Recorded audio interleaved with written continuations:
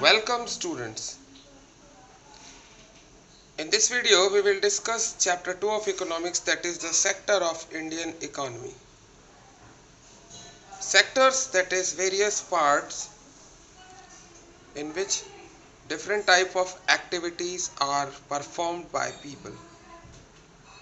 So since we are studying economics, so the activities which are performed by men and women in order to satisfy their wants by creating money, or in other words we can say the activities which are directly related to earning of monetary gains are called economic activities. These are the development and wealth producing activities. These activities, they create economic and financial gain by producing goods and services. Also they add to the value of the national income. So what are the sectors under which these economic activities are carried out or taken on by people? Basically, the different sectors under economic activities can be categorized as the primary sector, the secondary sector, and the tertiary sector. So what is this primary sector? Primary sector is the sector that is involved in the use of natural resources directly. That is, this sector is known as the agricultural sector, or you can say agriculture and related sector. In this, the goods are produced by exploiting the natural resources. For example, agriculture, dairy, fishing, forestry, etc. All such activities, they are included in the primary sector. Then we have the secondary sector. This sector is also known as the manufacturing sector, as it considers manufacturing of goods and services. Activities in which natural products are changed into other forms through ways of manufacturing. Such activities we associate with the industrial activities, and this is what we have the secondary sector.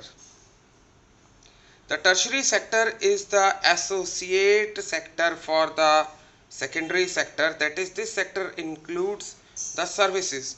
It is commonly known as the service sector. The activities by themselves which do not produce a good, but they are an aid, that is help or a support for the production process, like the transport, communication, banking, insurance, education, health, tourism services are all included in the tertiary sector. Now, the value of the goods and services which are produced in all the three sectors, that is the primary sector, secondary sector and tertiary sector, is added up, calculated, and then when added up gives rise to the national income. Then we have the tertiary sector. Why it is important? See, tertiary sector is the service providing sector, and this sector has shown rapid growth since independence, especially after the decade of 90s. Why? It is because of the improvement in the health facilities and education that this sector has shown such a rapid growth. Likewise, earlier we were having only academic qualifications, now we have the skilled technical education also, and that's why we have IITs and ITIs. So this tertiary sector is very important, as this sector is an aid, or it provides support to the secondary sector, that is the industrial sector, to produce more and more quality goods with the same resources available in nature, as we have to look for the sustainable development, which we have discussed in the previous chapter, that is development. So this sector becomes more important. Now when it comes to economic activities, there are two parts of economic activities, that is the market activities and non-market activities. Now what is the difference? See, market activities are the activities which are involved in production of goods and services for sale, that is for market, to be supplied to market. But the non-market activities, the same activity can be a non-market activity if whatever goods or services are produced, they are for self consumption. So the basic difference between these two is only relating to self consumption. In market activities, whatever goods or services are produced, these include government services and the remuneration. Whereas the non-market activities, I just told कि they are the services which are considered for self-consumption. What are the works which are performed under economic activities? And what is the outcome of these activities carried on in all the three sectors? Let's have a look to the sectors of the Indian economy. Over the 40 years, that is between 71 and 72 till 2011-12, the production in all the three sectors has increased. But as I just told you that it is the tertiary sector that has submitted the most rapid growth.